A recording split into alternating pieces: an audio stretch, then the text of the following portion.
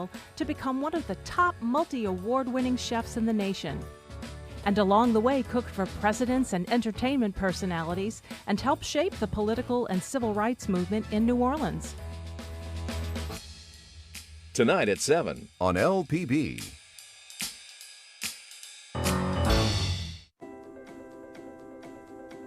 A careful blend of flavor and roast brewed up in a Louisiana kitchen a century ago still fills cups today. The young man who started it all passed down the recipe and the tradition of sharing with those around him. It is a legacy that lives on in flavor and family. Tonight at 8:30 on LPB. We would like to recognize the distinguished members of LPB's Louisiana Legend Society. These are our most generous members, supporting LPB's ongoing mission to preserve public broadcasting throughout our local communities. We thank them for their ongoing support of Louisiana Public Broadcasting. For more information about becoming a member of the Louisiana Legend Society, please contact Friends of LPB at the number on your screen. You're watching LPB.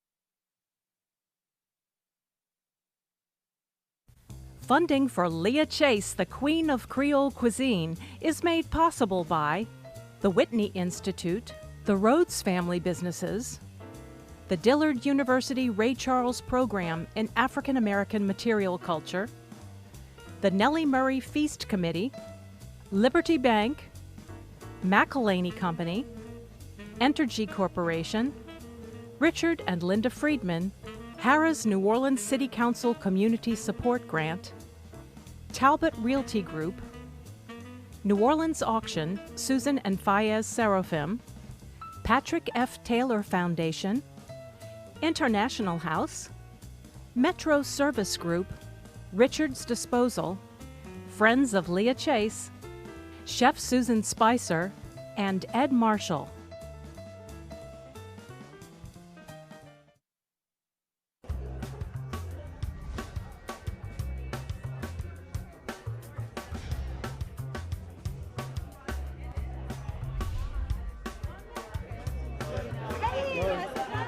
In a city where good food and great hospitality aren't hard to find, there are those places that manage to stand out in the crowd of excellence. Dooky Chase's is one of those places, mostly because of the feisty chef who's been making it all happen here for the last 70 years, Leah Chase. You will still find her in the kitchen, cooking gumbo, making roux, telling everybody what to do. The gift of Leah Chase to the world is every person who thinks black, white, Asian, it doesn't matter. When you think you cannot do it, all you have to do is look at her life story and say, you know what? If she can do it, I can do it. And she's happy to tell you that. That's Leah Chase to me. Leah's gift to all of us is the art hanging in Dooky Chase restaurant. Art by African American artists of international, national, and local fame. People go there for Leah's food. I mean, it's great, and that's why they go there. I mean, if you go there and ask for a stuffed eggplant, my God, it'll be fantastic. And everybody knows loves stuffed eggplant. You look at the menu and you don't know what you can order. No city in America who has anybody comparable to Leah Chase. She is uniquely New Orleans. She belongs to us and to the traditions and the spirit of the place. She epitomizes the depths and the meaning and the importance of this city. I'm Michelle Miller, outside of Dooky Chase restaurant, where the Queen of Creole Cuisine creates dishes for her customers that give them just a little bit of her soul.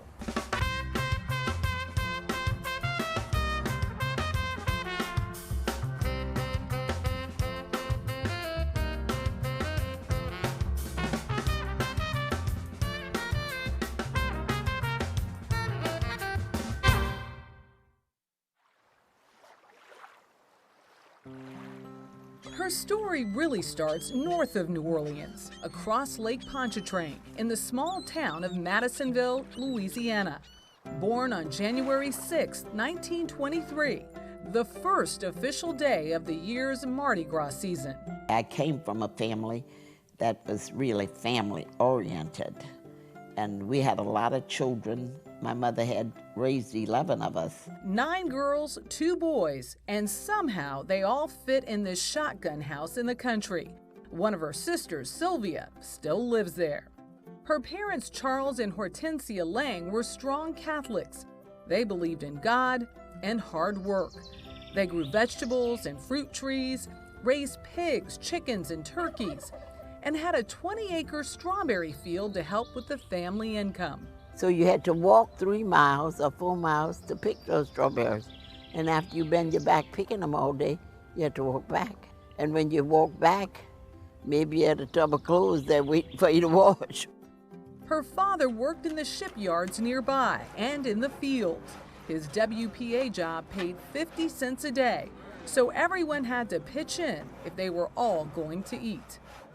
I remember one time Mother had a couple of turkeys. You remember that? Lord, yes. Do I remember that she turkey? was proud of her turkeys. And another thing, she was proud of her guinea hens. Oh, that was the worst thing to ever put in the yard. They were noisy, but they were good to eat.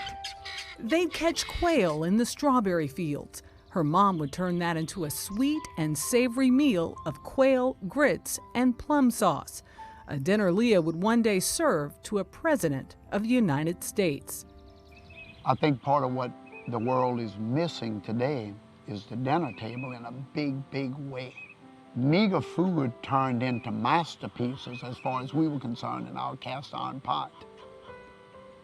It was at that table that we said grace, as Leah's table said grace. It was at that table that no matter how humble the food, it was served on the best platter you had. They taught us that we sit down with the tablecloth. I remember the tablecloth. During the week we had oilcloth, but on Sunday you had a starched and iron tablecloth. Of course, it might have been made out of flour sacks that you washed and bleached and starched and embroidered, but you had a nice tablecloth.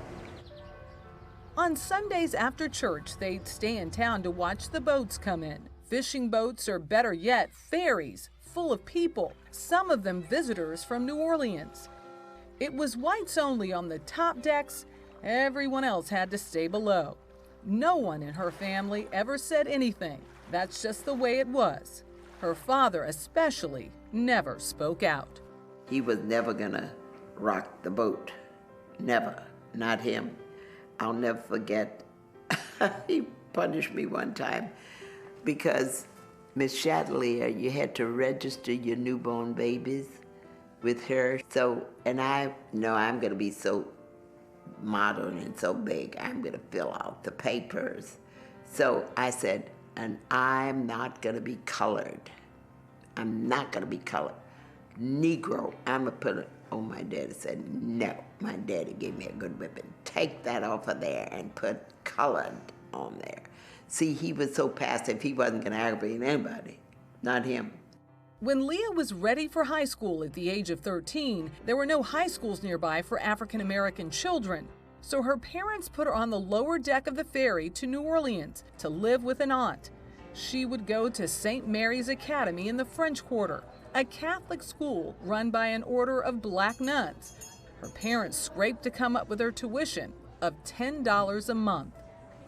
It was bad in those days to be poor. It was, to me, worse than segregation because it wasn't like the poor today. They give people things and they try to up you. Back in those days, you were poor and that's it. You were not even noticed. She graduated in 3 years and came home to work at a local boarding school. When she was 18, her father let her return to New Orleans, where she was expected to go to work in a sewing factory, just like her mom and her aunts and some of her sisters. Instead of work the sewing factories, I went to work in the French Quarter as a waitress. Now that was a big no-no. But I could not see myself sitting down shooting out pants pockets all day long, or sewing flaps, or doing whatever, because that's what factories are, piecework. You make pants pockets, you set pants pockets, you make lapels, you set lapels or whatever. And I didn't do that. So my mind was always somewhere else. So she found a job at the Colonial Restaurant on Charters in the French Quarter. It was her first time inside a restaurant. I would work and ask the chef all kinds of things, and they would get angry with me, because chefs get angry with you when you're butting in their business. But anyway, that's what I did. And I worked there until the woman opened the coffee pot. Then I helped her open the coffee pot. And our first dish in New Orleans in a commercial restaurant was wiener jambalaya. And she was so excited because her pot of wiener jambalaya sold out in about 5 minutes, and the woman who owned the restaurant said, "You do that again tomorrow." She learned, she practiced, and even picked up a few other jobs to earn money. She marked the racehorse board for a local bookie, and even managed 2 amateur boxers at the Coliseum Arena in town. But it was the restaurant business that called her. I worked the quarters, and I'll never forget, I used to pass by a restaurant all the time. I loved the chairs. It didn't bother me that I couldn't go in that restaurant. It's just those chairs that fascinated me. I always wanted this restaurant so bad. After I worked in the French Quarters, I said, I want this, I would like one like this. If I ever get somewhere, I'd like a restaurant.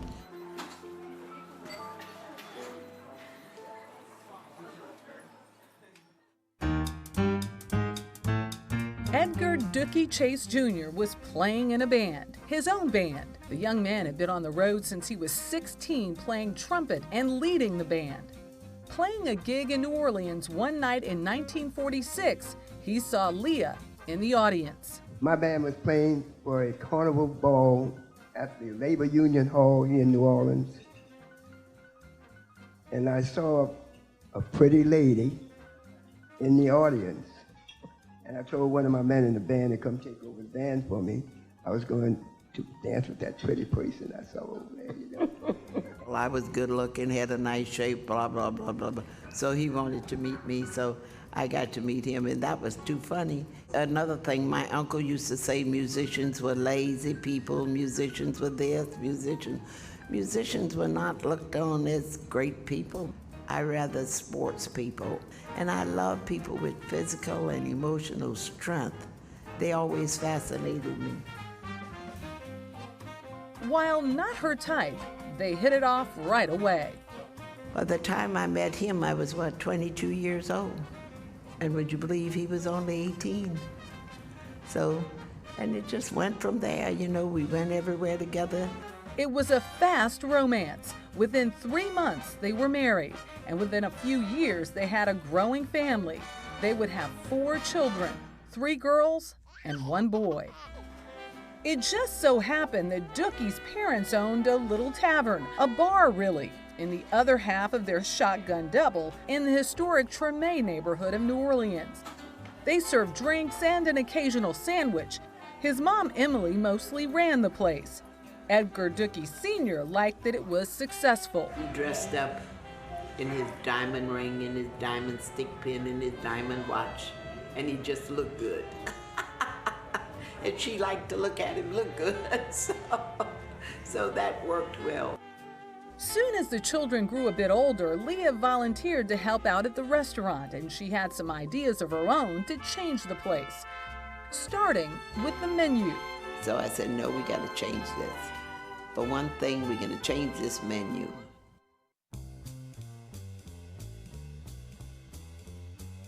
So I'm going to put lobster thermidor on the menu. Oh, these black folks don't know nothing about lobster thermidor. We're going to put shrimp cocktail on. Nobody knew what a shrimp cocktail was. They thought it was something to drink. Black folks we didn't go in restaurants. It was only people like us who worked in there who knew what went on. We couldn't go in there to see what went on. So everybody said, oh, she's gonna ruin your business. She's just gonna run you out of business, this, that, and the other. So I had to back up. Now let me do what I know how to do. Let me do what I see them do at home. So then I started with stuffed chicken breast. Black folks did that. They stuffed chicken with oyster dressing. They made grillades. They made veal pane. So I started putting that on, and it worked. So it became her version of Creole cooking, a mix of Spanish, French, and African. She also wanted to make it a really nice restaurant with tablecloths and chairs she'd seen and loved from the restaurants in the quarter. But my mother-in-law was, the thing that got her most is not so much the change into the menu, is the decor. She couldn't see eye to eye with me on the decor. She liked pink and blue. I hate pink and blue. I thought pink and blue looked like a baby cradle or something. But she liked pink and blue. So I said, we changing this dining room. We putting red in here. So I put red on the wall.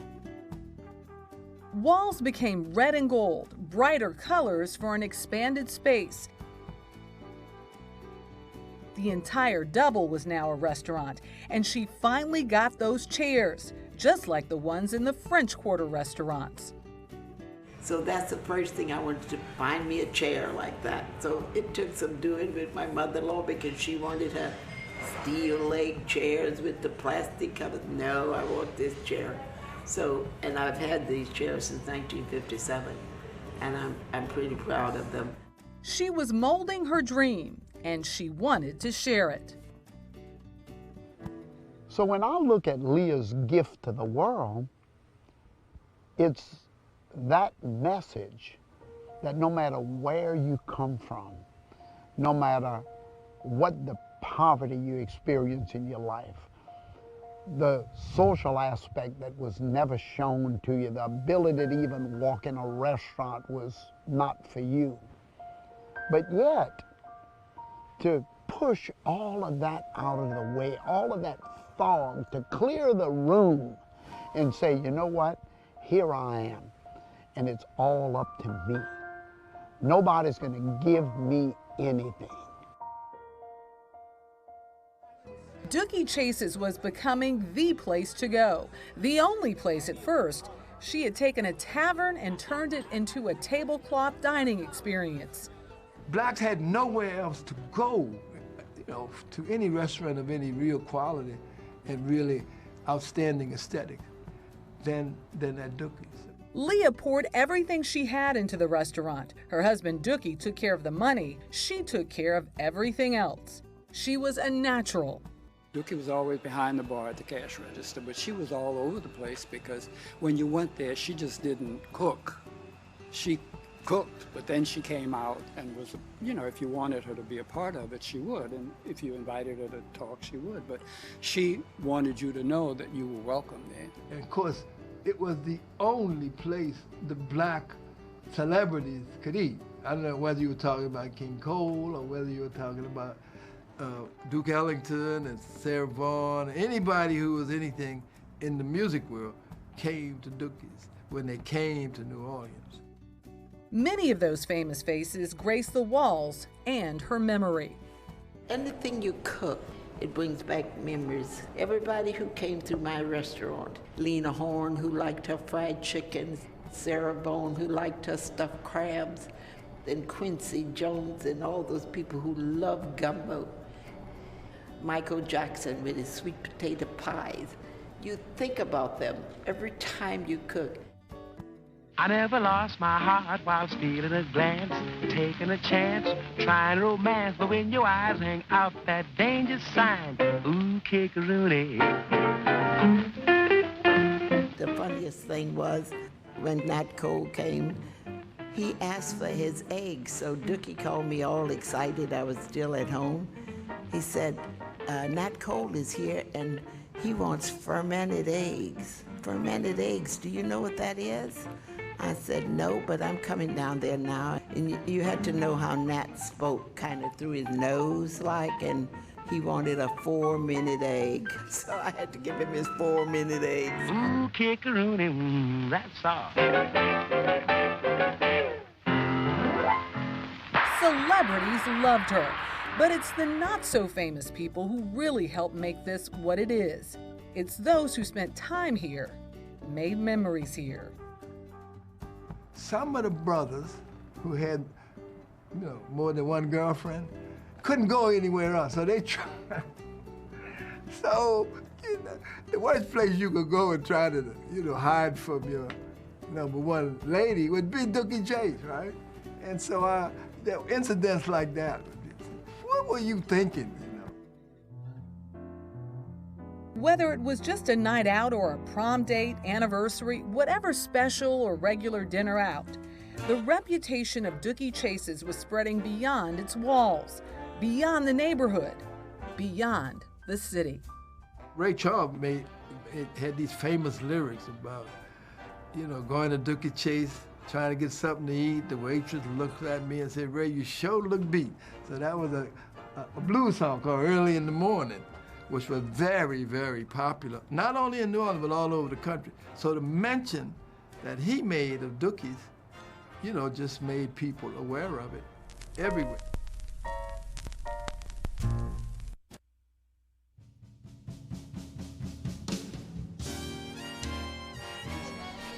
Hello and welcome everyone. I'm Martin McConnell. I am a longtime supporter and a very good friend of LPB, I promise you. And you are watching Leah Chase, the queen of Creole cuisine. Leah's longtime friend, Chef John Folse, is going to be joining us right here in the studio in just a moment. But first, we're going to take this short intermission to ask you, our viewers, to show us that you value programs like this with your pledge of financial support. Simply call 888-769-5000. That's a toll-free call. Or you can pledge online at lpb.org. That's a secure server. Now, you may choose to make a one-time gift, or you may prefer to become a sustaining member with a monthly donation in an amount that you decide. Well, we have special thank you gifts selected for your pledge, no matter what you decide to do. But during this program, special thank you gifts designed just for you. Now, the executive producer of LPB, Clay Fourier, is here in the studio, and he has a lot more details about the special thank you gifts. Don't you, Clay? Yes, Martin, I sure do. We do have a number of thank you gifts. And we have some folks who are live right here in the studio. They're ready to take your pledge. If you'll call us at 888-769-5000 or go online to lpb.org and make a pledge, we've got some wonderful gifts for you in addition to the great programming that you're seeing here tonight. Let's go through them, shall we? Let's see, $240, and we can take Visa, MasterCard, American Express, Discover, or of course, the special program that they'll tell you about. You're going to receive the Creole Cuisine combo. That's right, it's a combo. We love them around here. It's going to include the Leah Chase and I Still Cook cookbook. It's got the Dooky Chase cookbook. It's got the John Folse cookbook, Can You Dig It? Plus a DVD of the program you're watching here tonight. And here you go, folks, the LPB oven mitt and the fantastic LPB gumbo mug. For $120 or only $10 a month, you'll receive the Leah Chase and I Still Cook cookbook and the Dooky Chase cookbook. That's 2 cookbooks and great cooking shows here on LPB. $72, only $6 a month through your sustaining membership. You'll receive a DVD of the program that you're seeing here tonight, and you'll also get, that LPB gumbo mug. We have so many ways for you to contribute, so many ways for you to help us bring this great programming into your home day in and day out for you and your family. We want you to be part of this program and part of this network, and we can be there with you with those pledges of support. Again, you can use Visa, MasterCard, American Express, or Discover, and of course there's our great sustaining membership, an easy way to monthly have some of those funds come to us so we can create more great programming for Louisianians, by Louisianians, about Louisiana, along with some great programs like Masterpiece and Nova and so many others. Now we're going to go back over to Martin. He's got a very special guest. Martin, who you got over there? do I have a very special guest. I have a Louisiana legend in his own right, a good friend of mine, a good friend of Louisiana's, good friend of LPB, Chef John Folse. John, so glad to see you again here. Great to be here. Great to be here with you. And it's so exciting to know that you and Leah Chase were really close friends. Oh, I mean, wow, you weren't. yeah. I know you were competing in the restaurant business and everything, but you were very close. How did you and Leah meet? Well, you know, we met on a plane. We were going to New York City. A group of Louisiana chefs had been invited to go to Bloomingdale's to showcase Louisiana's Cajun and Creole dishes. And I just was lucky enough to be seated next to Leah Chase in the plane. And we had never met each other, but this was the first meeting of the two of us. And about 2 minutes into the flight, Leah reached down in her purse and pulled out a big roast beef po' boy, put it on. You could bring food on the plane in those days. And she says, you want to share my sandwich, boy? And it was love at first sight. And Leah and I were side by side in Bloomingdale's, and we became great friends for, what, 30 years, you know? So. Oh, that's right. And I mean, I can see in your face, I can see in her face the affection that you really had for one another. She was a special lady. I mean, she loved Louisiana. She loved the African-American culture naturally. She was a fabulous restaurateur. Philanthropically, she was unmatched in the city of New Orleans. And she just loved everybody, was opening her doors whenever anybody asked. So she and I really connected early on and ended up being the closest of friends. And I think that's just a wonderful tribute to her. That's probably one of the better things you could say. And the two of you really are ambassadors for the state of Louisiana. I know you in your travels over the years, Right. you have brought Louisiana cuisine, Louisiana cooking to all over the, maybe you went to Moscow, you've been in Right. Germany, you've been in all of these places where you've been. But Leah was right there, and they made the pilgrimage to her, didn't they? They sure did, and Leah, there's just no doubt about it. I mean, she just had that smile. She had those eyes that when she looked at you, were hooked, you know. And because of that, I want to do something really special tonight as well. I just want to get everybody up to date. I want to do a dinner with all proceeds going to Louisiana Public Broadcasting on this special night. For $2,500, I want a White Oak Plantation to bring a group of 12 for me to recreate Leah Chase's finest dishes. I want to do a spectacular dinner with Leah Chase in mind. The dishes that some she taught me to do, some that we did together, but dishes that are iconic Leah Chase dishes that she and I cook together around the world. So I'm inviting everybody who's really looking for an interesting event, whether it's for their company or for their family. This is it right here. So they need to call in and make that pledge. $2,500. And that we can fix them up, because we have volunteers in the studio who are ready to take your call and ready to tell you all about the great gifts. And we also have Clay Fourier, who is going to tell us all about the great gifts. All right, we do have some more great gifts now. I don't know if I can match what John has just given us here. That's fantastic. Call in right now at 888-769-5000. However, for a few other dollars, a few other pledges, we have some great things for you. Let's go through them, shall we? For your $240 pledge, or only $20 a month on the sustaining membership, you'll receive the Creole Cuisine Combo. That's going to include the Leah Chase and I Still Cook cookbook, the Dooky Chase cookbook, and the John Folse cookbook, Can You Dig It? Plus a DVD of the program you're watching, and the LPB oven mitt and the gumbo mug.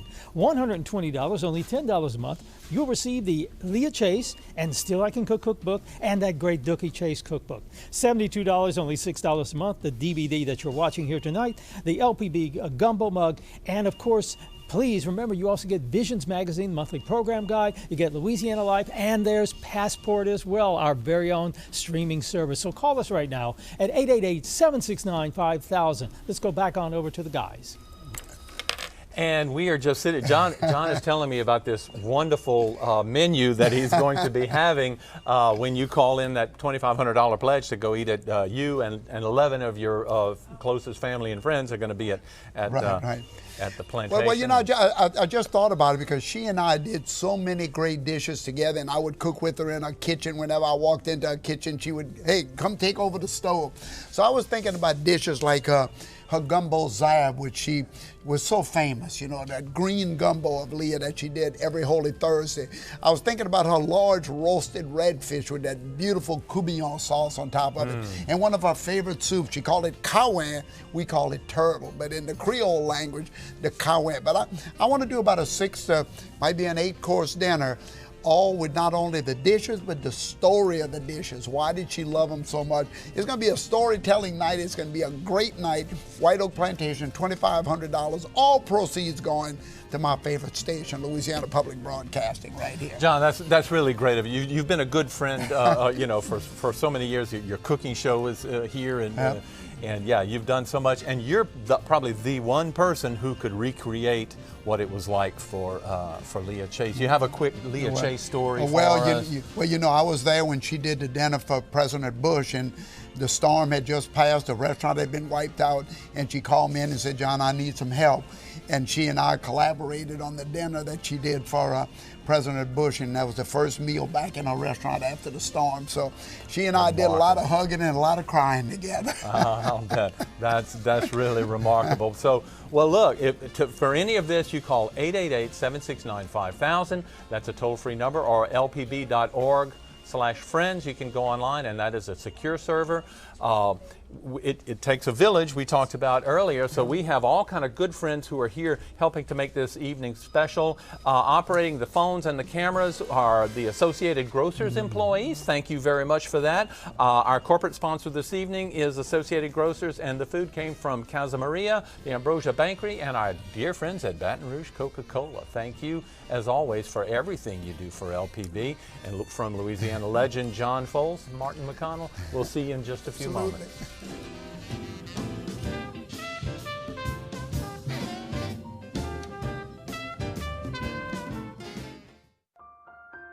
While food certainly played its part in her story, there were other roles Leah and Dooky Chase played in history.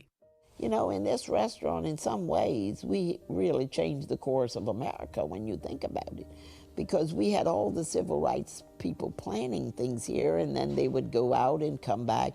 And I say we changed the course of America over a bowl of gumbo. Early on, eating a bowl of Leah's gumbo, or anything she cooked, was only available to those of her own race. The Louisiana legislature had made it against the law for whites and blacks to eat or drink or gather in the same building. No mixing of color or culture. Voices calling for civil rights were getting louder. Sit-ins and school desegregation issues played out on streets and on the TV. There were shouts, there were whispers, and on this corner in Treme at Dooky Chase's restaurant, there were civil conversations over dinner. When the civil rights movement came along, the Chase family, and Leah especially, had the courage to allow us to have meetings between blacks and whites during the 60s, during the era. So blacks and whites could meet there and eat there, which was illegal. The Freedom Riders who rode interstate buses into and through the South challenging segregation would find their way to Dooky Chase's. Civil activists, black and white, would gather here in secret and safety. Actually, Leah and Dooky didn't set out to be freedom fighters. They were hoping for easy, peaceful change. They didn't want to lose what they built here. But they weren't about to turn away those who were pushing forward, pushing boundaries. She was ground zero. You know, people could go there all hours of the night. There used to be a long, narrow room sort of upstairs. And that's where a lot of those civil rights meetings were held, because it didn't interfere with the business downstairs. And they were talking high-level strategy, you know, and felt very welcomed. History was made at Dooky Chase in that upper room. Thurgood Marshall, Constance Baker Motley, A.P. Turo, my husband, Jack Greenberg, and a number of other legal giants strategized right there at Dooky Chase. I think she provided an environment of security. And I remember asking her once, well, if I bring some of these white kids in here and so forth and so on, what if the police come? She said, the police will not come in here. You know? They're not coming in my restaurant, you know? And you don't have to worry about that. And they never flinched, you know. The cops would never come in there. They'd be outside, but they never bothered us, blacks or whites. You had policemen that was over this district, and they got to know you, so they protected you.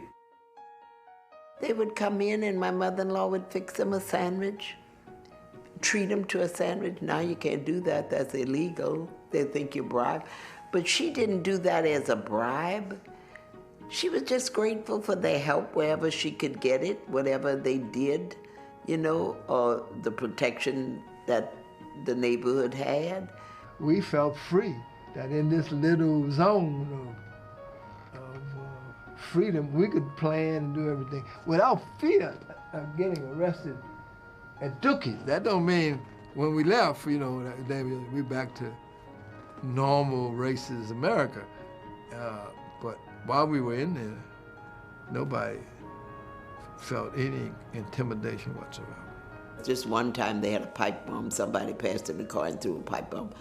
And that went through the door, through the bar, but nobody was hurt by that. So, yeah, patch the wall up and keep going. What the heck? You just do that. They all just kept on going. Those strategy meetings held here, while against the law, did help change the laws.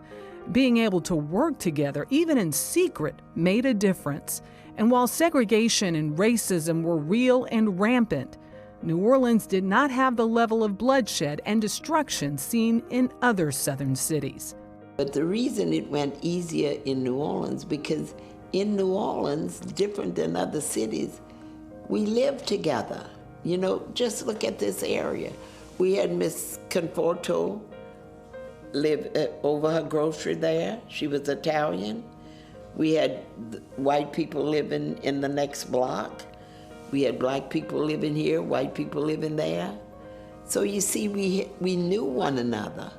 We lived together, so we knew one another. We didn't go into your house. We didn't socialize with you, but you knew me, and I knew you. So that made it a little bit easier than it did in Mississippi. While the struggle for equal rights was still painfully slow, a lot more people now knew about Dooky Chase's, the place and the taste. I remember some very dear friends of mine during the civil rights problems. And everybody, they were using Leah's place to meet. And some of my friends said to me, you know, this has got to be some of the best food I ever put in my mouth. Many went back, and Leah's reputation for both cooking and caring grew. Even white people revered her so much. You know, they saw her humanity and her, you know, she didn't care about racial differences and so on, and she behaved the same way toward everybody. And I think anybody who ever encountered her had to be impressed. Leah Chase began to get involved in more and more causes and campaigns. She helped Ebony magazine put on its first fashion fair. The hugely popular event would eventually go nationwide, but its debut raised money for the Flint Goodrich Hospital, at the time the only private hospital in New Orleans that granted staff privileges to African American surgeons. Leah was one of the first to financially support her friend, Ernest Dutch Morial, in his successful 1977 political campaign. He became the first African American mayor of New Orleans. Leah and Dooky would later join him in another campaign, one that would bring the world to Louisiana. My husband was mayor when there was an effort to get the World's Fair to come in. And he took a cadre of people from all professions to France. He took Leah and Dooky Chase with him, and they made a grand presentation. So they were an important cog in that wheel to bring the World's Fair here to New Orleans. Her generosity didn't stop at fairs and fashion shows. She always seemed ready to step up. to help out wherever she was needed.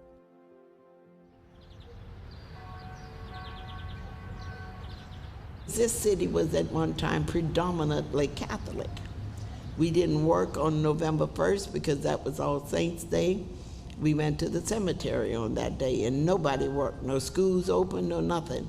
And you spent the day in the cemeteries. You wore your good dress in the cemetery, you had food, you put flowers on the tombs. Just like the savory aromas coming from her kitchen and the sounds of her family voices, faith has always been a familiar part of Leah's life. You know, all of these children you see, my mother had 11 of us. We all pray every day. We all go to church. Because that's the way we came up. I told you, my daddy told us all you need to do in life is 3 things. You need to pray, you need to work, and do for others, in that order. There was no mystery to it. You follow the 10 Commandments, they're simple as that. You share the little bit you have with whoever needs it. You don't complain about what you don't have.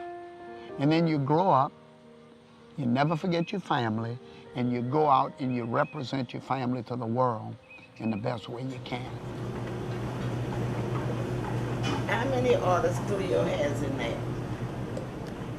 Food seemed to be Leah's best way. For her, it's always been entwined with family and faith. And one priest comes through here, he said, Leah, do you know, that's where the po' boy come from, Jesus and the fish and the loaves. So I said, okay, Father, I'll take that too. But, you know, it tells you that that's how you get with people. You feed them, you make them happy. You can talk over a lot of things over some food. One of her most talked about specials only appears one day a year on Holy Thursday, the day before Good Friday. Actually, the only entrees on the menu that day, fried chicken and a special gumbo, made with an odd number of greens. She uses 9. It's a long-standing Lent tradition that goes way back. Leah believes you make a new friend for every green in the pot. They made this gumbo zerb that we have veal stew in it, 2 kinds of sausage, chicken, ham, everything. And on Holy Thursday, you didn't get really anything to eat until Lent was over, and that was at noon on Saturday back in those days. Over the years, her faith has led her to do good works with her food and her money. But to her, it's more than a responsibility. It's a way of life. Your job is what feeds your face and buys your clothes, but your work on earth is to do God's will, is to help somebody else up, is to better the world you live in. Her success allowed her to help different causes and issues, support fundraisers. She still cooks and gives away food for special events, using her name and her talents to lend a hand. Oh, what the heck, you know. You give away some, it'll come back. And I never planned on getting rich. I never planned on having a lot of things for myself. So it didn't bother me, you know, that I felt good if I was given something. Those who know her or know of her see that side of Leah Chase, the matter-of-fact, determined woman who often finds ways to help without all of the fanfare. The Bible says you will know a tree by its fruit. And, you know, the fruit of Leah Chase is love, compassion, mercy. Now, she's tough. She believes in personal responsibility. She believes in hard work. She wants you to get up early, right? She wants you to stay late, but she also believes in the communion of human beings. When tragedy struck in 1990, it was faith and work that kept Leah Chase going. The sudden death of her oldest daughter, Emily, who had worked side by side with her in the kitchen, broke her heart. I remember when my daughter died. That was the hardest thing in the world. She went home, she worked here, and she went home at 5 o'clock, and I knew she was in trouble. She was pregnant. couldn't deliver that baby. Something was wrong, I don't know what. 1 o'clock that morning, she was dead, just died. You know, that was a hard blow. But I had to get up that next morning and open this restaurant. You could cry, you could stay home, you could, nothing is gonna bring that person back. But what people don't understand is when you're tough, or they think you tough like that, they look at you as if you don't have any feelings at all. They don't understand the tough and the strong have the same feelings as the weak. You have the same hurt, you just don't show it. Her strength and determination often show up with a smile.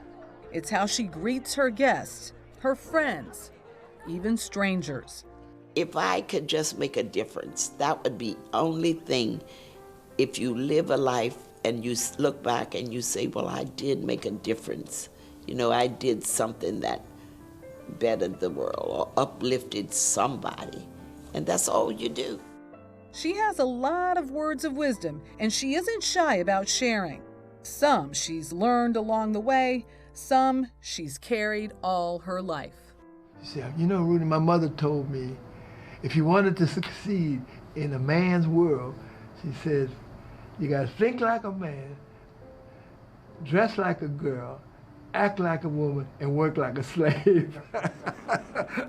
So, I mean, I'm paraphrasing because I don't remember it per se. It was something like that. And to that recipe, Leah Chase added passion for faith, for family, and for food. And somewhere along the way, a friend introduced her to the art world. In the mid-70s, Leah Chase started to see things in a different way, through the eyes of artists. Urged by her good friend, Celestine Cook, Miss Chase took a board position here at the New Orleans Museum of Art. This began an awakening in her midlife. I had a good friend that she was on the museum board. She was the only African American on that board. So when she got off the board, she said, I'm gonna put your name up. I said, don't do that, because I do not know anything about it. She said, but you will learn. With a lot of help and advice, Leah took her own small step into the art world. She bought a poster. It was from a collection done by the famous African-American artist, Jacob Lawrence. From then on, she was educating herself in African-American artwork that she could collect. So I think she started collecting Elizabeth Catlett's work. She also bought something from one of the local star artists at the time, Richard Thomas, that hangs in the restaurant. I think from then on, like most art collectors who start collecting, that bug started to gnaw at her, and then one turned into two, and it's turned into 30 works or so of art that, you know, hang within the confines of the restaurant. The gift she has given to all of us is an art gallery, a museum. Someone who would never put foot in a museum can come into Dooky Chase, order a po' boy, and be in the midst of all of this wonderful art by African American artists. That's a gift that nobody else has replicated. At the time, they didn't have, nobody showed African American artwork in galleries. They didn't have that. So if I put it on my wall, people will see it. And well, first people thought I was crazy. They said, this is a restaurant, it's not a museum, it's blah, blah, blah, blah, blah. I said, but it's mine. So I just went out there and put it up.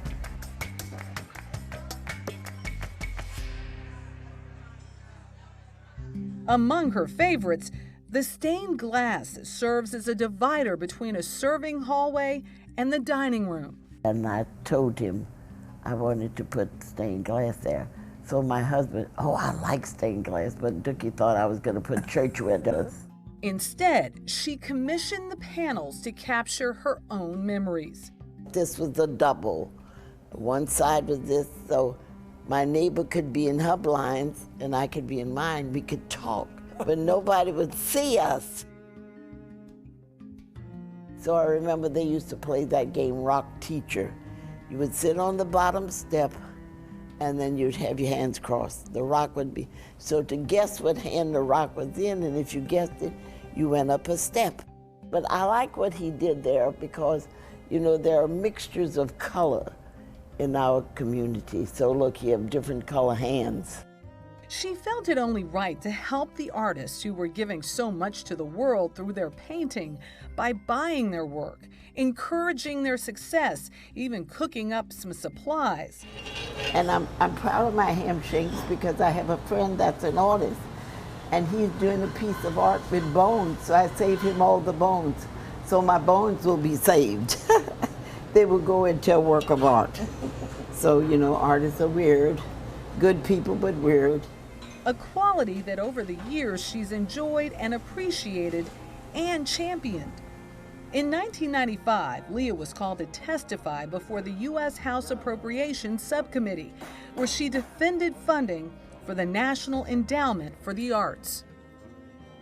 Artist Gustave Blanche began a project in 2009 that would capture Leah Chase in her favorite place, the kitchen. 20 paintings, one of them now hangs in the Smithsonian National Portrait Gallery. It's titled Cutting Squash. It's almost as though she's a senator and we're Senator to Washington in some form or fashion, but to have her represent us in the National Portrait Gallery where presidents' portraits are, she's our representative, and I can't think of a greater honor to at least play somewhat of a role in this, you know, great achievement.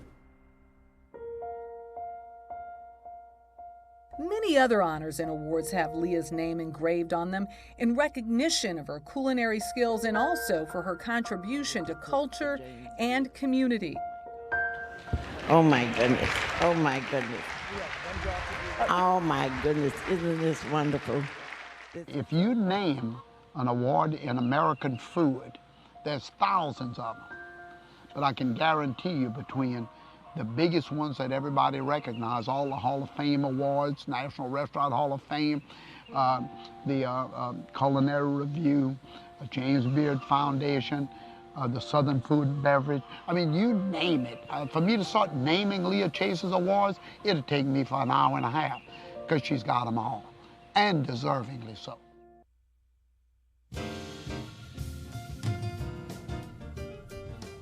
Hello again, I'm Martin McConnell. I'm a longtime volunteer, a longtime supporter of LPB, and I welcome you back into our studios this evening during this very special broadcast of Leah Chase, the Queen of Creole Cuisine. Now, if you love watching programs that celebrate Louisiana's beloved sons and daughters just like this one, then please help us to produce more of them with your pledge of financial support this evening. Now, in a moment, we're going to be rejoined by our very good friend, Chef John Folse, and he is going to share more of his wonderful personal memories with the famous Leah Chase. But first, we're going to take the opportunity during this brief intermission to invite you to support the programs such as this one by becoming a member of LPB. And it's so simple. All you have to do is call 888-769-5000. That is a toll-free call. Or you can go online to our secure server at lpb.org. Now, also with us in the studio, we have Clay Fourier. And Clay is the LPB's executive producer here. Big shot. He's he's come down there, but he's a big guy.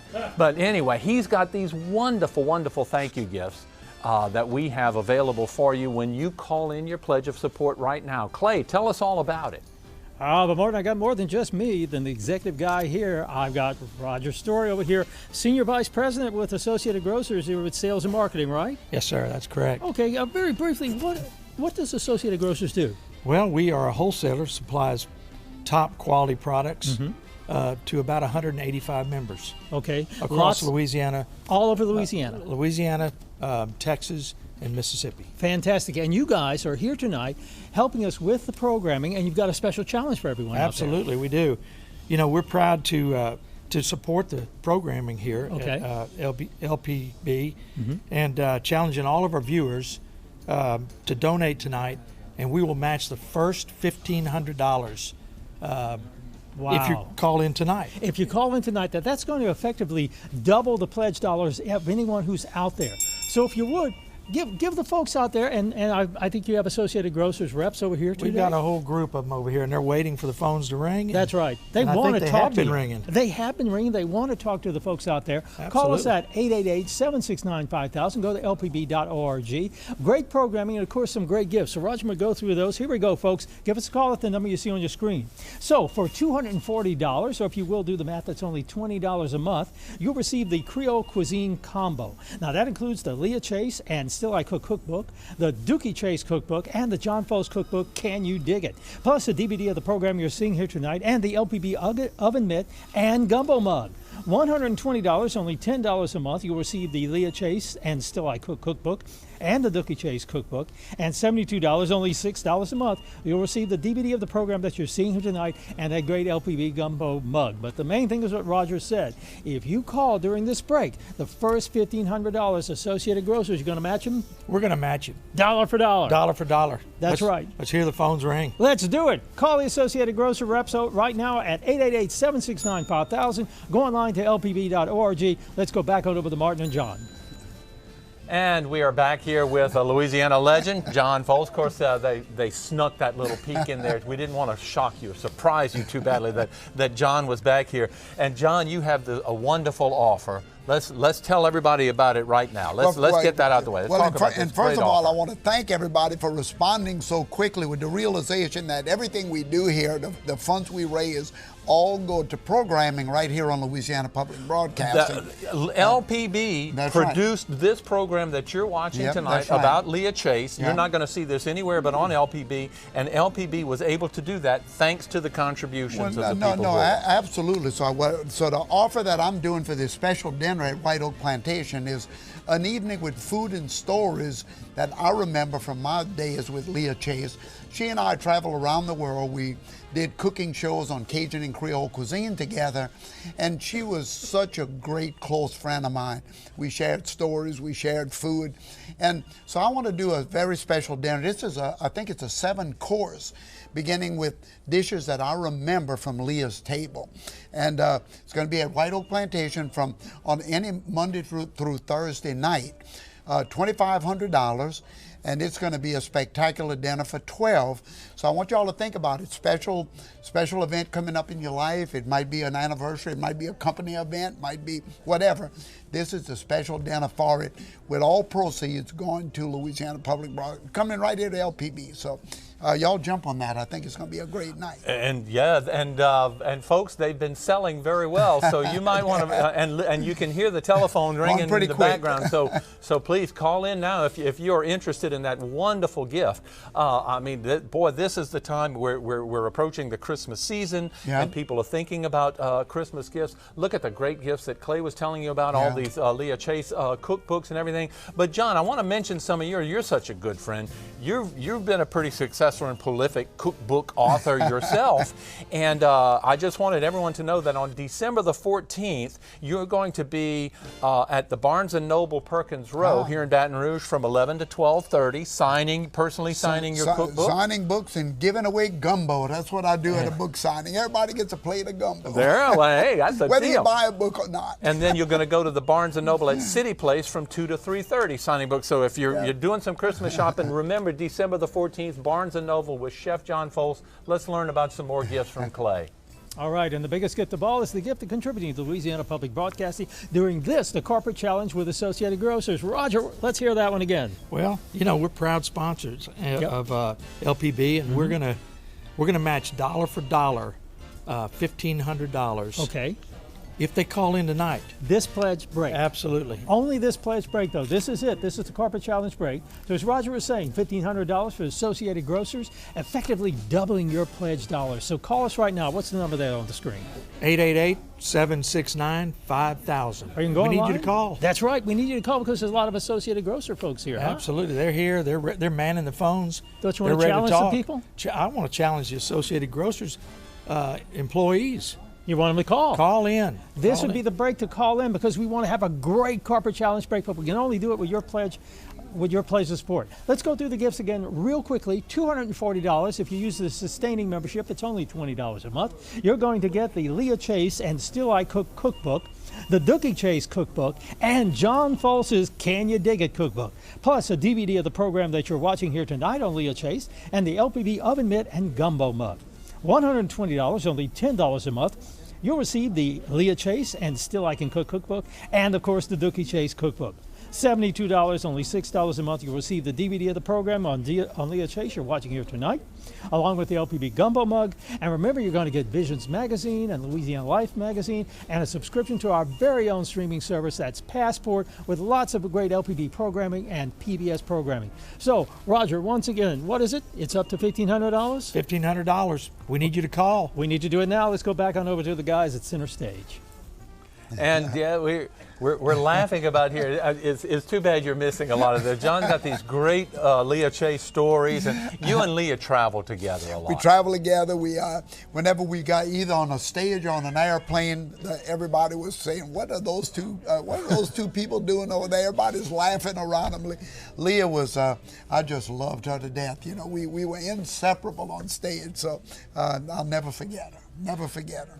Well, so you're going to recreate what it was like dining with Leah Chase right. at White Oak Plantation. And the stories, because Leah has stories that I hadn't shared, but on this particular night, as I serve a dish, whether it's going to be our redfish coubillon, whether it's going to be her famous dough, whether it's her gumbo zab, every time I put a dish on the table, we're going to talk about Leah's stories. It's going to be a great night, and we have one more dinner to sell, so $2,500. Make that phone ring. Let's get it done. Dinner for 12. Any Monday through Thursday night. Right, that's not a holiday. That's not a holiday. That's right. And that's a wonderful deal for you and 11 of your friends. And if one of your old aunts show up or one of your old uncles, you might have to just bring them in. We'll throw a chair at the table for them. I bet you could squeeze a chair in there, too. Because this is for LPB. John, that's very generous of you. You've been such a good friend to LPB. This is my station right here. I love them. All of these years. And you know, you've, just like LPB, LPB, Leah Chase, are really ambassadors of Louisiana. You tell the stories about what it's really like, what Louisiana is all about. It's all about food. It's all about culture. Right, exactly. You have so much history. You have so much. Nobody does it better than the LPB, that's for sure. They tell the story the way it is, for And sure. why don't you help us tell the story by calling in a pledge of financial support right now.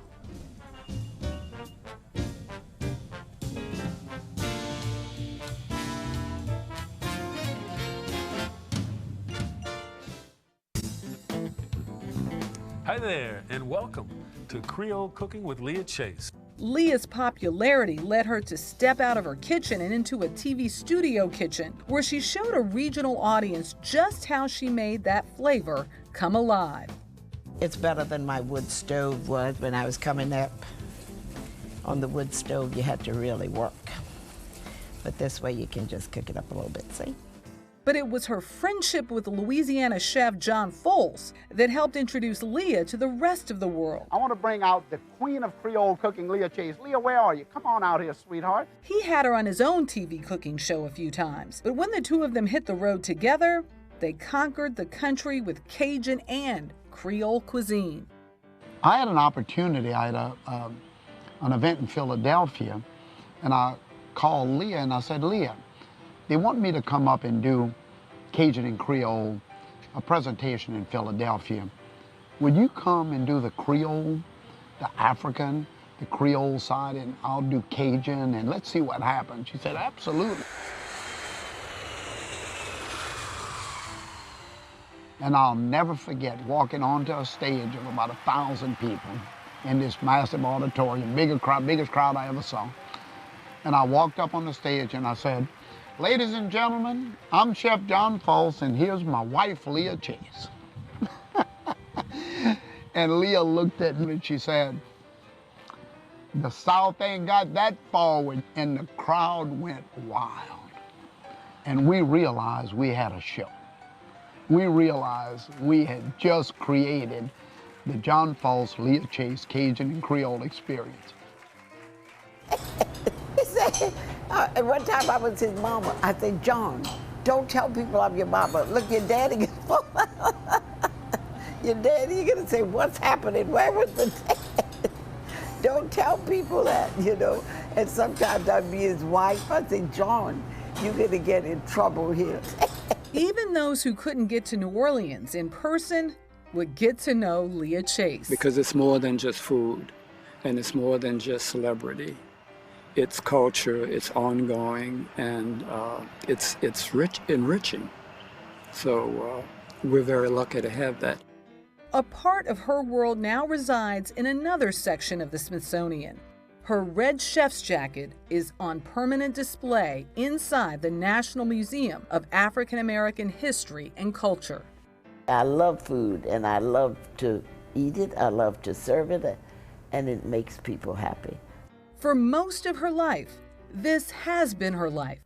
She thinks better and feels better here.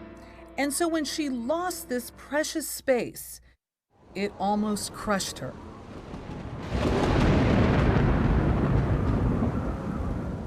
In August of 2005, Hurricane Katrina swept through the New Orleans area, washing away lives and levees. The devastation hit every single person, if not physically, certainly emotionally. And those who'd left, evacuated, had no idea what they would find and what Katrina left behind. When I got to Birmingham and beginning to see what was happening, it didn't soak in at first. My grandson was here, he was a fireman, and I kept telling him, I'm coming home, I'm coming to do this. He said, I'm telling you, grandmother, you cannot come. Her home, her family's homes, her beloved restaurant, all ruined. There were frogs all over the place, there was everything. It was just, and then you come back and there are all these flies that have gone. It was the worst thing in the world. The worst thing in the world you're gonna ever see. You don't know what to do, where to start. She remembers going to a grocery store in Baton Rouge and seeing a crown roast. She started to cry. And the lady said, well, don't worry, Miss Chase, it's coming, you're gonna soon have some. But I felt like an idiot, just standing up there crying in the store because I had no place to cook. But I looked for Leah for weeks after Katrina, miserable that I couldn't find her. And then finally somebody called me and said, John, she's in Baton Rouge. And I'll never forget, Dooky was on the front porch and I said, Dooky, where's Leah? And I went in and I looked at Leah, and the first words out of her mouth, she said, John, I'm finished. I'm done. John, I done lost everything. And I said, Leah, you ain't lost nothing. You just got water in the building. That's all you got. And you know the rest of that story. The world came to Leah's doorstep. And when I did come back, then I was up there and I worked with John Folse. John Folse was, oh gosh, he was magnificent. He would go around begging. He said, you know, my friend Leah, she lost everything. She doesn't have this. You need to help her. So he got people to give me money. He built that bar for me. He helped me. And everybody came to this city and helped everybody.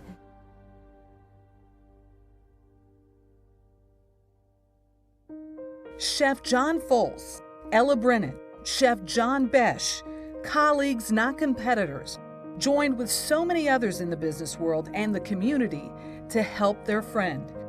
Together, they managed to lift her spirits. Friends even saved most of the art from the encroaching mold.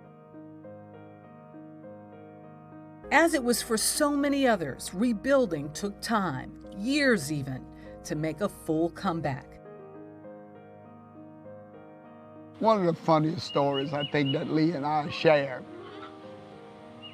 the second gumbo zab day after the flood, I came to Holy Thursday with a group of friends, and I happened to have my chef jacket on. So I'm walking around her dining room and people are clapping and Leah's in the kitchen and she hears all of this noise, you know. So I'm shaking hands and have my chef coat on and Leah walks out and she sees me walking through this massive dining room full of people, and she walks over to the microphone and she says, I can't believe that John Folse is walking through my dining room, shaking hands and taking credit for my gumbo salad. Everybody in the restaurant went crazy. Even after the success and popularity of the restaurant, the Chases never wanted to leave this area. For many years, a housing project stood next door. Sometimes the aging homes and buildings nearby would get run down. But they loved the people and the area.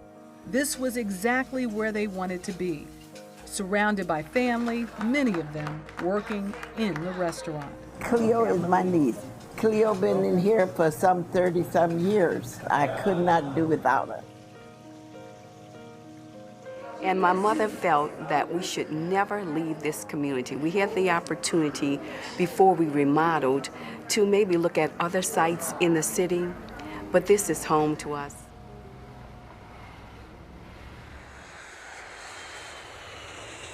There is now a Dooky Chase's in the airport, a taste of Creole cooking for those on their way to or from somewhere else. Actually, the chef's favorite meal isn't Creole at all. Leah Chase loves meatballs and spaghetti. She doesn't like coffee, and she really doesn't like people messing with her food, even if they are a president of the United States. She is served too, President Barack Obama and President George W. Bush. Leah Chase is hailed as the queen of Creole cuisine. While accepting an award from the prestigious James Beard Foundation, she told a story about chastising Mr. Obama for adding hot sauce to her gumbo before even tasting it. I cooked for, 2 presidents, and they're wonderful people. Poor Mr. Obama, we had a fight the first time, but Mr. Obama from Chicago, what you know about gumbo? Nothing. Nothing. When President George W. Bush came to Dooky's to help celebrate the reopening of the restaurant, Leah enlisted the help of her friend John Folse and his crew in the kitchen. At the end of the meal, after it was all over and done, I stuck my head out of the kitchen like this, and Leah's telling all these stories at the table.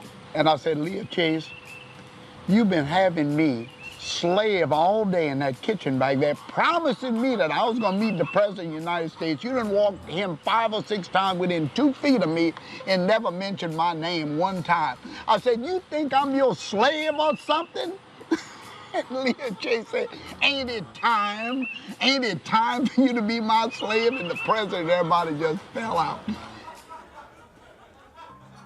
When Disney came to New Orleans looking for a very American story, they found one in Mrs. Chase. In The Princess and the Frog, the princess, Tiana, dreams of owning her own restaurant one day. So Leah became a model for a princess. She had a lot of fun with that. She likes the make-believe world, and she tells visitors every year during Mardi Gras. I tell them, I said, we live fairy tale, but that's all right. Fairy tales are good sometimes. Mardi Gras time is our make-believe time. We make believe we queens, we make believe everything, and then we come back and go to work the next day. So it's just fun to do that. Even her restaurant supplies a bit of whimsy and fantasy for her. When I first built this, I wanted that dining room to be a dining room, and then I had a parlor in there with the antique when I thought I was Scarlett O'Hara. But now I think it's time to get over that, and I'll put some more tables back there where I can seat some more people. It had to be you. It had to be you. You see, I wandered around, and I finally found Still singing to his love on her birthday, the two of them stood together through so much. And Leah realizes how much it cost him. To make me feel good as much as I could when I'm around you. He loved his music, and I always feel sorry that he could not continue his music, because he is great at music, and he was a great musician. So he sacrificed a lot of his life to make this thing work.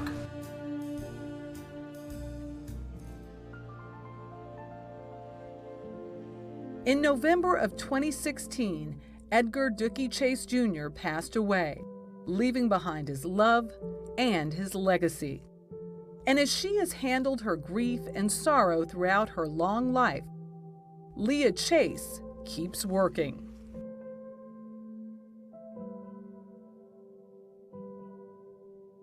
I pray a lot. You know, I'm a strong believer in prayers. I believe that whether it's fashionable or not fashionable, I pray every day.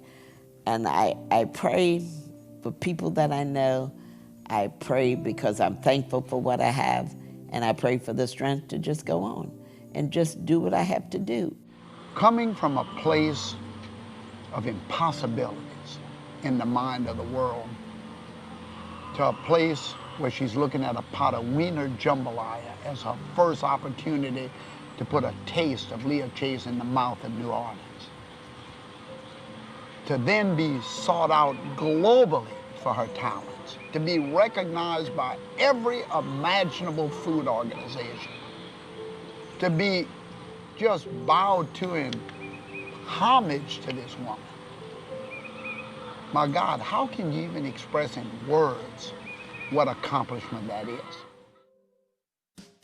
It's been a long road, and all along the way, she just takes the next step, welcomes all who cross her path, and wonders what she's going to cook tomorrow. She always says that she hopes she can live long enough to pay everybody back who helped her along the way. Now I'm getting slow, and that's the worst part of getting old. You're getting slow, it's the dickens. So, and my legs are beginning to get wobbly or whatever, so it slows me down. But I like to prepare food, and I like to have it done right and fixed out there nice so people can eat it and enjoy it. And I think I will be happy doing that for the rest of my life. And nobody else gave me a thrill. Deep in my heart, Leah, my darling, I love you still. It had to be you, wonderful you, nobody but you. Ba ba ba ba ba ba. Thank you, honey. Thank you so much. You're seeing the genuine laughter of a good friend. You just finished watching one Louisiana legend talking about another Louisiana legend, and you saw that friendship develop over the years, and you were very close with her. It really brings tears to your eyes when you knew it. You could just feel her. You could feel his love for her. But what a great woman, and that's part of what this dinner is that we want to do at White Oak, to tell these stories and to have people around the table who appreciate Leah Chase for who she is, and to allow me just to not only cook the dishes she loved the most, but at the same time to share Leah's stories that nobody really knows about. Yeah. So think about it, y'all. $2,500. We got one more to sell. Yeah, one more to sell only. There's only one more available. Yeah, $2,500 Monday through Thursday at White Oak Plantation. And it could be a company event, it could be a family event, it could be a special, it could be a wedding event, whatever y'all want it to be. It will be a very special night, and I really hope somebody sees this as an opportunity. And all proceeds going to LPB, remember that. Yeah, that's really a wonderful gift of yours, and what a great way to remember your friend Leah Chase is to celebrate her life and give to LPB, because it's thanks to your contributions to LPB, the financial support that you have provided over the years, that LPB is able to tell these stories. This is this is produced by LPB, and with all your valuable assistance, and I mean, it just wouldn't happen without the people. Well, and also my Taste of Louisiana. I mean, I want to thank LPB for the years that they put Chef John Folse and my Taste of Louisiana nationally and even internationally to share the stories of Louisiana's rich Cajun and Creole culture. Without LPB, that would not have happened. We brought cooking Louisiana style around the world due to Louisiana Public Broadcasting, and I appreciate that. You know what else, John? I mean, really, your cookbooks, and I've lost count of how many you have. They're not just recipes; they're Louisiana histories. They are stories. And look, if you want to know more about Chef John Folse's cookbooks and the great deals he has this Christmas time, Christmas shopping, on December the 14th. Chef John Folse will be at Barnes & Noble Perkins Row from 11 to 12:30, and then he'll be at Barnes & Noble City Place from 2 to 3:30 signing his any of his cookbooks. They are all there. They are all still in print after all these years. So December the 14th, you can meet Chef John Folse. He'll sign a cookbook for you and gumbo? No. Oh, absolutely, and a good, nice hot bowl of gumbo. And chances are pretty good it'll be cold at that point as well. But look, we have so many ways of saying thank you that we had to get a special team together to tell you all about it. Let's go to Clay Fourier and Roger Stone. Okay, Roger, let's go one more time. We're going to talk about that corporate challenge that Associated Grocers is issuing out there tonight. So, Roger, let's hear about that. Well, we're proud to match dollar for dollar, first $1,500 pledge tonight. Wow, so that's going to effectively double your pledge if you call right now at 888-769-5000. By the way, Roger, if they do call, we have some great thank you gifts. I'm going to go through those right now. Here we go, folks. For your $240, only $20 a month on your sustaining membership, you'll receive the Creole Cuisine Combo. That's going to include the Leah Chase and Still I Cook cookbook, the Dooky Chase cookbook, and the John Folse cookbook, Can You Dig It? It's also going to include a DVD of the Leah Chase program you've seen here tonight, and the LPB oven mitt and the gumbo mug. $120, only $10 a month. You'll receive the Leah Chase and Still I Can Cook cookbook and the companion, the Dooky Chase cookbook. $72, only $6 a month, the DVD of the Leah Chase programming, and the LPB Gumbo Mug, along with Visions Magazine, Louisiana Life Magazine, and our very own streaming service, Passport, where you can see great PBS programming and LPB programming whenever you want it on any device you can. But it's best that you call right now. Roger, what's that number? It is 888-769-5000. Call now. That's right. It is that corporate challenge break. Associated Grocers matching dollar for dollar up to the first $1,500. Thank you guys for being here, answering the phone, you being here. We're proud to be here. All right, let's go back on over to the guys. And Associated Grocers, you guys are so great. You've been good friends of LPB. You're our corporate sponsor tonight. All of the people who are answering the telephones, who are operating the cameras, all of the people volunteering in the studio tonight are employees of Associated Grocers. They are volunteering their time. Thank you very much. And we also want to thank Casa Maria, Ambrosia Bakery, Baton Rouge Coca-Cola, and Fresh Market for feeding this whole crew here tonight and making sure they had sustenance to get them through the evening. Because, John, the phones are ringing, man. Exactly right. And I want to thank Associated Grocers, too, because I didn't have to cook tonight. I can eat tonight, so thank them.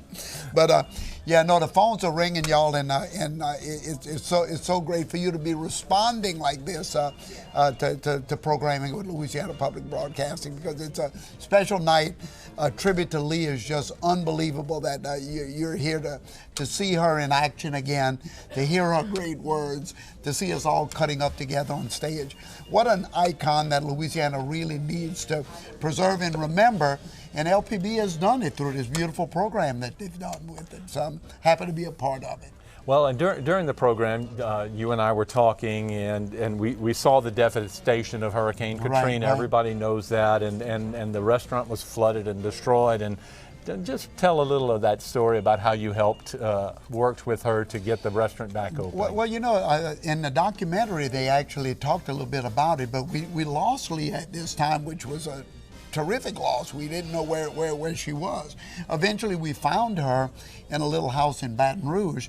And when we got to the front porch and found her, she said, "John, I'm finished. I'm finished. I lost everything." And I said, "Leah, that'll never happen." So we got on the phone and started calling big food companies in America and saying, "We have to bring Leah Chase back in. We have to open her up a restaurant again."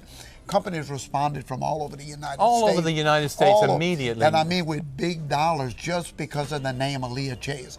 And again, to sit here and see her in action and hear her laugh. I mean, it's incredible. And this is what Louisiana Public Broadcasting, when I think of LPB, this is the gift that LPB gives us in Louisiana. They preserve these traditions.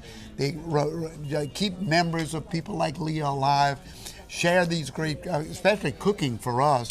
And without Louisiana Public Broadcasting, where would we get this kind of information? So I ask all of you, keep those phones ringing. Make sure that you remember how important the support is that we keep our Louisiana Public Broadcasting stations alive and well. And without you, I don't really know how we would have done it all these years, bringing my taste of Louisiana around the world. So I thank y'all for that personally as well. Well, keep it alive, y'all. And if you really want to get a taste of what it was like to be with Leah Chase, to be in her kitchen with her, you've got a special, the special dinner coming up. I think we have one left. There's only one left, and it's your opportunity. And the phones are ringing. And remember, this dinner is in tribute to Leah. I've chosen 7 or 8 courses that best exemplifies what Leah's dishes were, from soups all the way to desserts.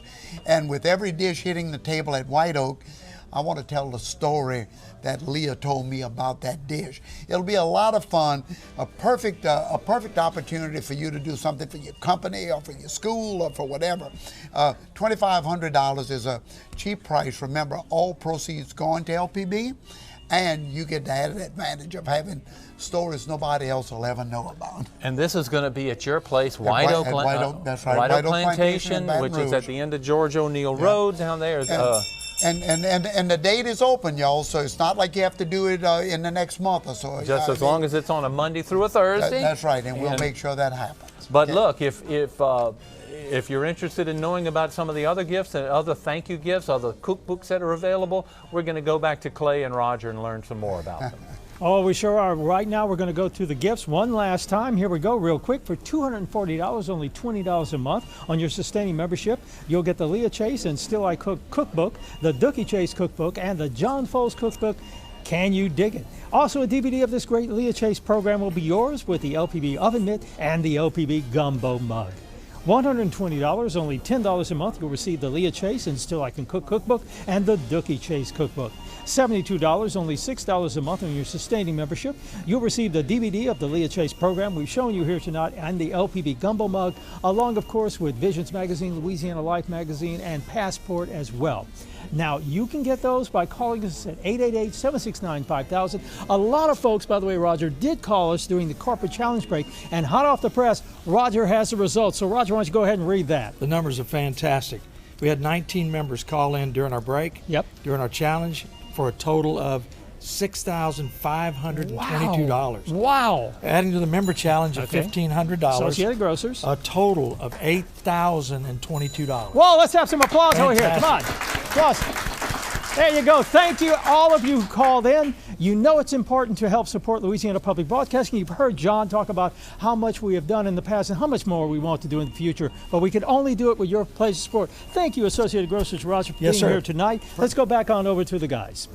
And you see, it's what we've always said. If you have a good product, people will buy it. You have a good program, people will contribute. Exactly.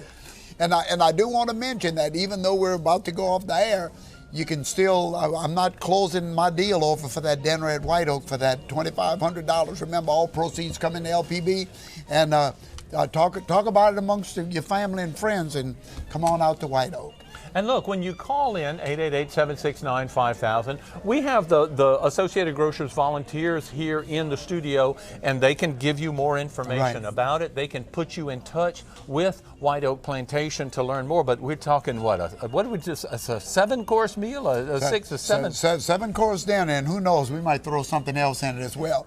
And the offer doesn't run out, so if you think about it in a month and you want to get that dinner, give us a call. Please call 888-769-5000.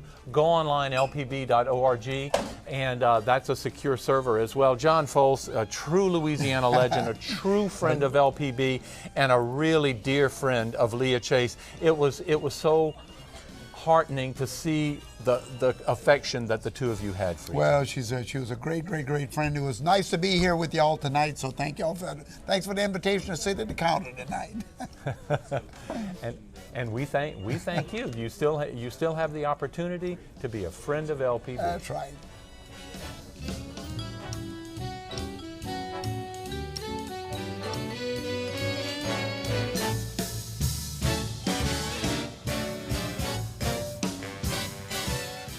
Let LPB help you with your gift giving this holiday season.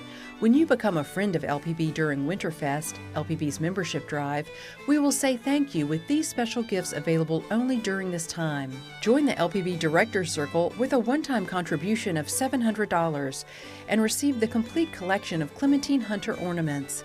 This 10-ornament collection depicts Hunter's memories of scenes from her life at Melrose Plantation, scenes that have made her artwork an important part of American history. Each hand-blown ornament is meticulously handcrafted and hand-painted by highly skilled artisans.